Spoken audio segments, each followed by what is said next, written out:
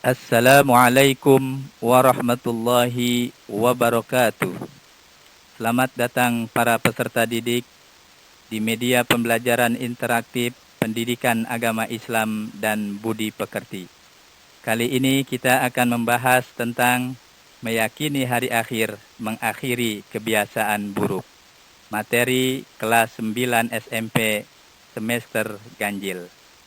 Tetap semangat dan terus belajar. Selamat mengikuti.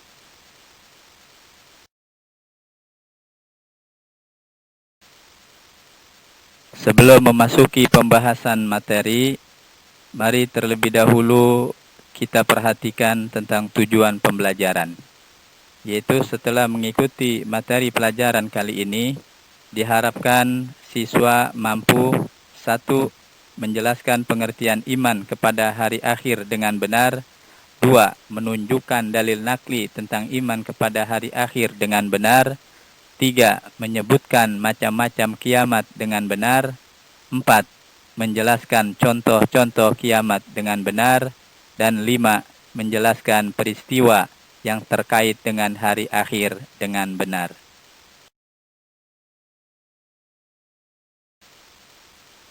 Untuk memahami pengertian iman kepada hari akhir, mari terlebih dahulu kita pahami arti dari hari akhir itu sendiri.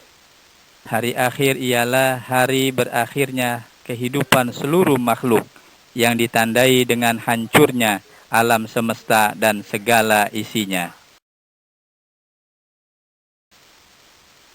Jadi pengertian iman kepada hari akhir ialah mempercayai dan meyakini dengan sepenuh hati bahwa hari akhir pasti akan datang, serta meyakini adanya kehidupan yang kekal setelah kehidupan dunia yang fana ini.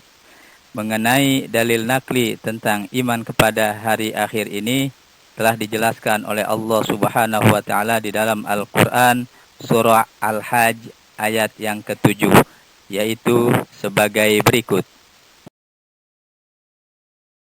وَأَنَّ السَّاعَةَ آتِيَةٌ لَا رَيْبَ فِيهَا وَأَنَّ اللَّهَ يَبْعَثُ مَن فِي الْقُبُورِ.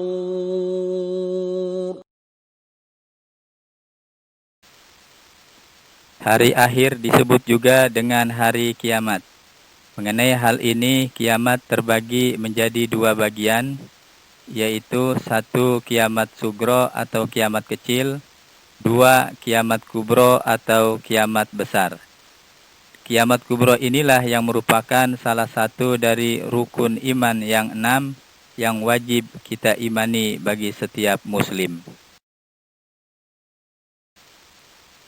Yang dimaksud dengan kiamat sugro ialah kehancuran dalam skala kecil atau kematian yang terjadi dan dialami oleh sebagian umat manusia. Di bawah ini ada 3 buah gambar yang menunjukkan contoh dari kiamat sugro. Gambar yang pertama adalah keadaan seseorang yang telah meninggal dunia. Gambar yang kedua adalah bencana alam berupa banjir. Dan gambar yang ketiga adalah bencana alam berupa gempa bumi.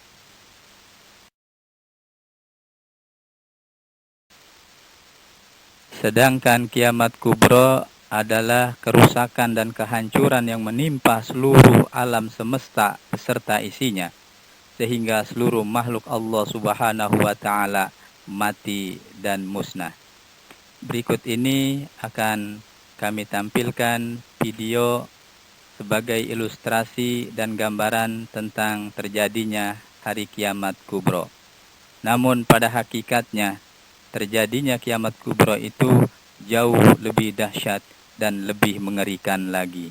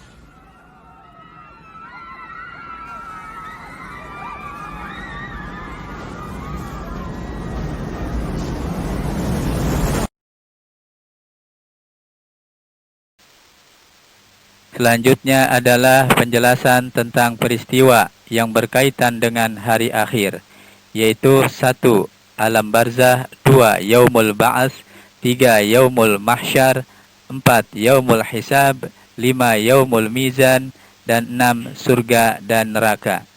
Untuk lebih lengkapnya akan dijelaskan sebagai berikut.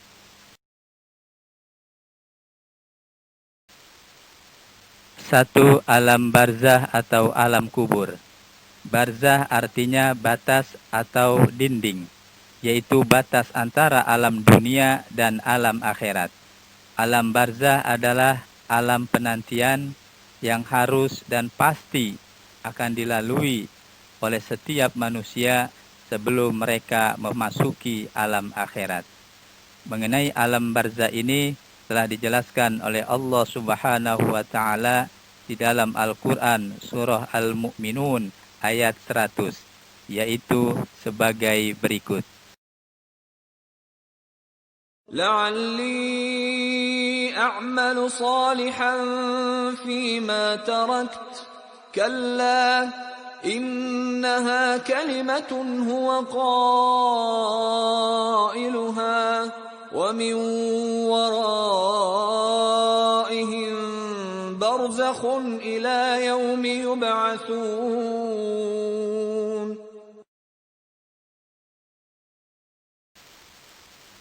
Yang kedua, Yaumul Ba'ats. Yaumul Ba'ats adalah hari dibangkitkan manusia dari alam kubur menuju padang mahsyar setelah ditiupkan sangkakala yang kedua oleh malaikat Israfil. Oleh karena itu, Yaumul Ba'ats disebut juga dengan hari kebangkitan. Mengenai Yaumul Ba'ats ini telah dijelaskan pula di dalam Al-Qur'an surah Yasin ayat 51, yaitu sebagai berikut. ونفخ في الصور فإذا هم من الأجداث إلى ربهم ينسلون.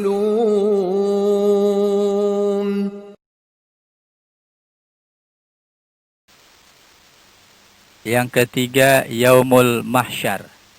Yaumul Mahsyar adalah hari dikumpulkan seluruh umat manusia setelah bangkit dari alam kuburnya di suatu tempat yang amat luas yang disebut dengan padang mahsyar. Karena itu Yaumul Mahsyar disebut juga dengan hari berkumpul. Mengenai Yaumul Mahsyar ini telah Allah jelaskan di dalam Al-Qur'an surah Al-Kahfi ayat 47, yaitu sebagai berikut. وَيَوْمَ نُسَيِّرُ الْجِبَالَ وَتَرَى الْأَرْضَ بَارِزَةً وَحَشَرْنَاهُمْ فَلَمْ نُغَادِرْ مِنْهُمْ أَحَدًا. Yang keempat, yaitu Yaumul Hisab. Yaumul Hisab adalah hari dihitungnya seluruh amal manusia selama mereka hidup di dunia. Jika amalnya baik, dibalas dengan kebaikan atau kenikmatan, dan jika amalnya buruk, akan dibalas dengan keburukan atau siksaan. Oleh karena itu, Yaumul Hisab disebut juga dengan hari perhitungan. Mengenai Yaumul Hisab ini, Allah Subhanahu wa taala telah menjelaskan di dalam Al-Qur'an surah Al-Mu'min atau Ghafir ayat 17, yaitu sebagai berikut. الْيَوْمَ تُجْزَى كُلُّ نَفْسٍ بِمَا كَسَبَتْ لَا ظُلْمَ الْيَوْمَ إِنَّ اللَّهَ سَرِيعُ الْحِسَابِ.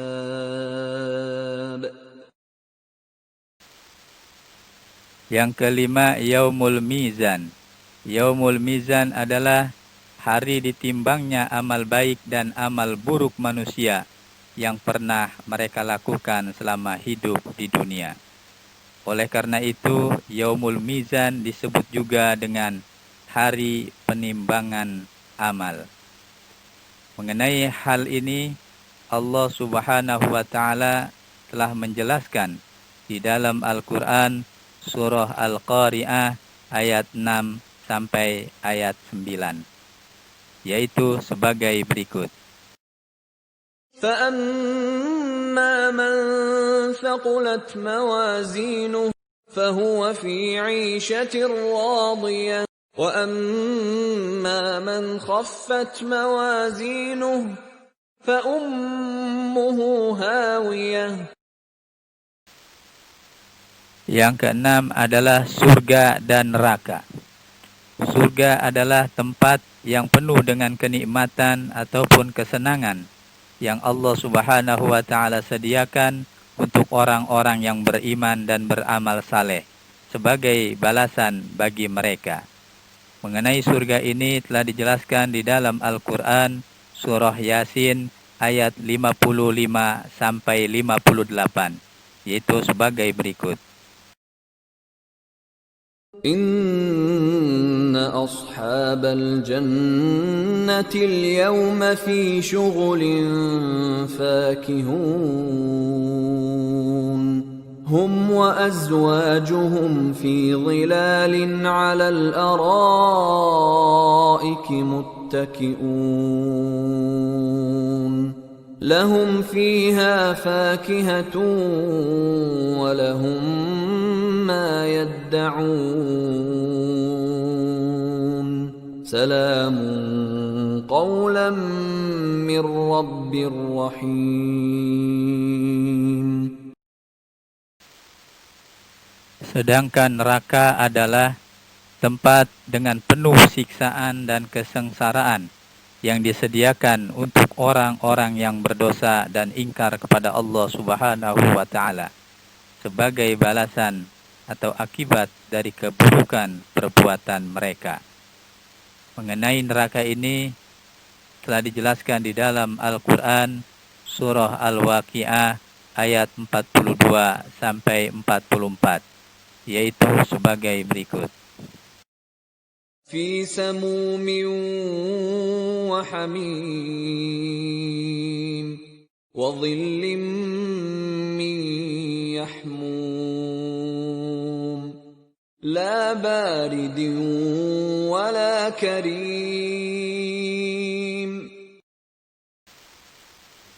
Demikianlah materi pembelajaran pada pertemuan kali ini. Mudah-mudahan kalian semua dapat memahaminya dengan sebaik-baiknya. Untuk mengetahui sejauh mana pemahaman yang kalian dapatkan pada pertemuan kali ini, untuk itu perhatikan evaluasi sebagai berikut.